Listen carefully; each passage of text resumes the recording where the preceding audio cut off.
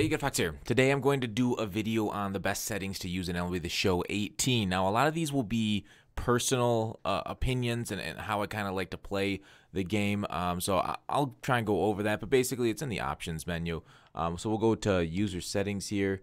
User settings, gameplay option is the big one that we want to go through. I like hitting difficulty. It doesn't matter online. This will all be basically for online play.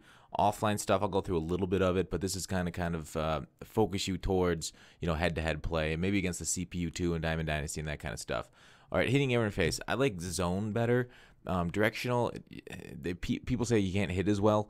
Pure analog, I don't really like that at all. So zone, you move your PCI around and you swing the bat with the button with the X, square, or circle for regular, power, and contact. Input type doesn't really matter for this. Button type. Yes, button does. We're not going analog. Button type, input, analog type. This one doesn't matter. Sorry, input type, button. The plate coverage indicator, the PCI. Some people are okay having it off. They say they feel like they hit better, but I prefer to see the PCI. I also prefer the PCI appearance being a wedge, because the wedge has got like a little center dot in it, and it kind of like, I don't know, it imitates the look of what a bat does. So I prefer wedge over. You'll see a lot of people do like the classic outline, or buckshot is what you see on the feedback. I don't see a ton of people using buckshot though, so I think wedge is the best. Camera shift is locked. I keep it on to and it's just locked. It doesn't matter. So the lefties versus righty, it'll go along with my other stuff. So the hitting view, I like strike zone. It's the closest up. It's the easiest to see the pitches. But this is, again, one of those things that's kind of like a personal opinion. So you go to strike zone 2. They put a couple new strike zones in it. I went to last year's strike zone. I like the look of retro. I wish retro was a little bit closer to the plate. But this is something that I think you should go through yourself and kind of see what you like. Because with strike zone, the downside of this, especially for like YouTube, you can't really see the player at all. All you see is just the strike zone and the ball coming towards it. And I think strike zone, I can mash top of the zone. The bottom of the zone I have a little bit more trouble dealing with. So that's kind of like the downside to strike zone, in my opinion. The low off speed stuff gets me a little bit more than it should. So that's something I might experiment with more through the year with the new strike zone cameras. And they put a new camera this year, but some people really swear by fisheye. I'm not sure, but I think just go with strike zone for the best one right off the bat. So in play view, offense dynamic, it's fine. Basically for when balls are hitting to play while I'm in offense. So that in online play, it's basically whoever's on defense gets to view that. Ball trail, this is another, it doesn't matter. You can turn it off to make it more look like a real ball game. This is just kind of like to watch it kind of fade. I might keep it off. I mean, ball trail is kind of like arcadey, so depends on how much you like the game of baseball and real looking baseball. Guest pitch off. That's off online. Keep it off. Base running decisions. Assist will be also online. So just keep it like that. You better get used to it when you're playing as the CPU to make you a better player. Now let's hit right bumper to get to advanced settings. Base running interface will be default. I'm fine with default. Just left bumpers. L1, L2, sliding decisions, assist. This will also be online, will be assist. So you can override one that the CPU will change, like slide left, right, so far, and so with your face. Runner windows, it's a two-player game type of thing, not really huge for online. All right, so next up let's go right to pitching. So pitching difficulty dynamic, I just leave that as is.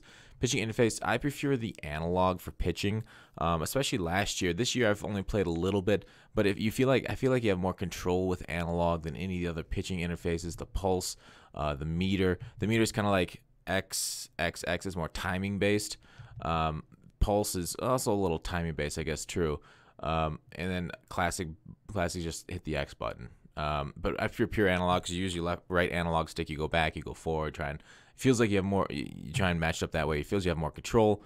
The pitch feedback, it's good to get more information, in my opinion, unless it's annoying, like tutorials or something. Pitching view, retro. Now, a lot of people will say just they prefer it like from the broadcast point of view. like because it actually looks like you're actually at a ball game, and that's fine. That's personal preference here again for what view you're in. A lot of people, other people will say use the same zone, the strike zone that you use when you're hitting to make you better recognize pitches, and I prefer retro just for the look of it. It pretty much gives me a very similar look to strike zone, but a little bit further back gives me better feel for the ballpark. Again, this one doesn't really matter, just pitching. You really have to just based on the analog inputs. The view doesn't help you, time anything. Pitching ball marker, pitch trail. They have it fade. I prefer it on, so that way if like I go one side and then like I'm trying to think again, I'll keep it on, so that way it doesn't just fade away on me. I don't really remember where it's going. You go with classic on. This one's purely preference. I prefer pitch trail on though. Pitch confidence on. Yeah, online it's going to be on. So that I keep on. So let's go to advanced. The pitch delay. This one is for like if you're playing against the CPU, just make them go faster. I prefer faster. It gets the game done quicker. API, I turn it off. API is basically where the catcher will suggest a pitch to you. It'll show like a picture of their glove. Just turn it off. I kind of get rid of that. It's not going to be there for online play. No use relying on it for offline play.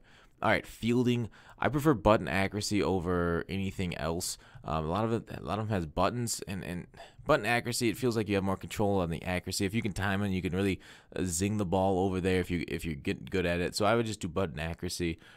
Do it that way for you and get used to it because I think it is the superior way of throwing the ball. Road to the Show, throwing interface.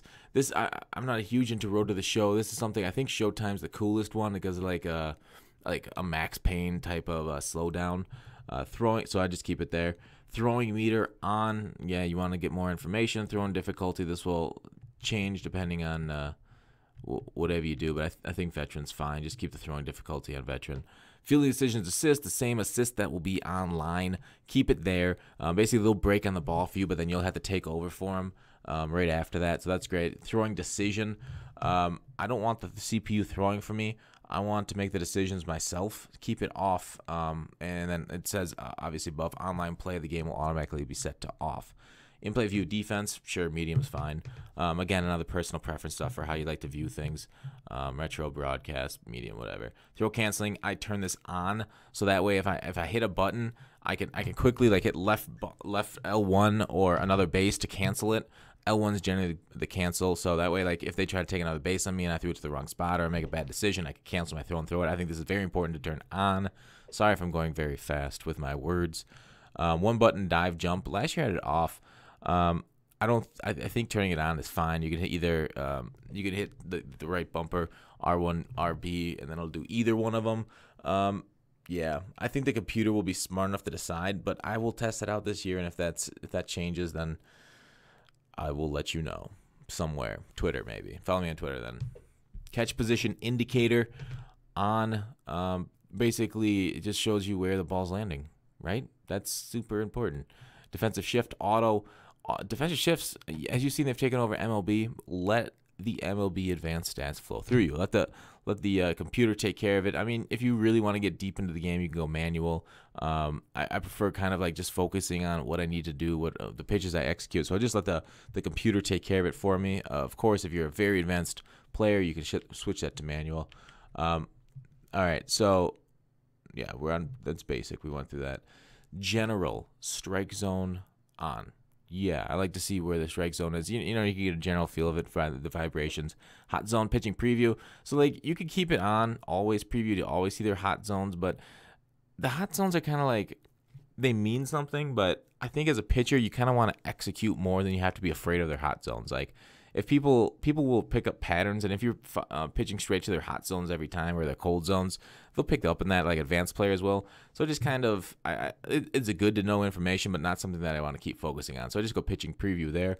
Warm-up relievers off. I don't like that 8-pitch thing that you bring them in. You got to do 8 pitches. I always skip that anyway. So I throw it off. It's going to be off in online play anyways. Dynamic difficulty, updates, progress. Sure, Road to the Show type stuff. Tutorial tips, I turn it off. You can turn it on if you're kind of a newer player, just because it just gets me through the game faster. Post-game autosave, I keep that on. You don't want to lose a save unless you kind of want to save scum things, but I think you just keep it on. All right, advanced settings, scoreboard display, I like it, I like it, I like it. Just more information is better. Box off. Yeah, why not? F the balk. Umpire accuracy personalized to each umpire. That's kind of neat. I mean, if you want a more, I guess, would you say competitive or less ambiguous game, perfect is where you go, but whatever. It's a game. Let's have fun with it. It's baseball. Umpires screw up all the time. Again, right here, another umpire screw up setting for they screw up close plays. Check swing appeals. That is baseball. Keep it on. If you want a faster game, turn it off.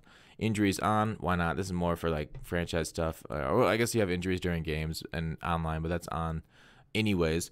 Ejections on. That's cool. I like getting people tossed. Vibration on. I like the way it feels against my skin. Game log order. Sure. I mean, that's for people that want to see the I look more at other stats, but yeah, it doesn't matter really. Okay, so that is it. It looks like for all the settings. So we got through it. Hopefully it wasn't too long of a video. Let me know if you have any questions in the comments, and I will talk to you tomorrow.